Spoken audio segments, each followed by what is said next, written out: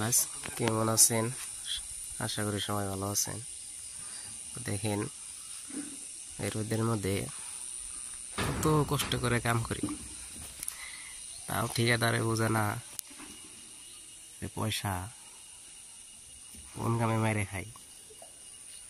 দেখেন প্রচুর রোদ উঠছে, কলাটা দেখাই। রোদ কুলায় না রোদে। দেখেন গাছে ডিজাইনটা কেমন হলো, ঘরের ডিজাইনটা দেখেন। যদি ভালো লাগে থাকে তাহলে কমেন্টে জানিয়ে দিবেন।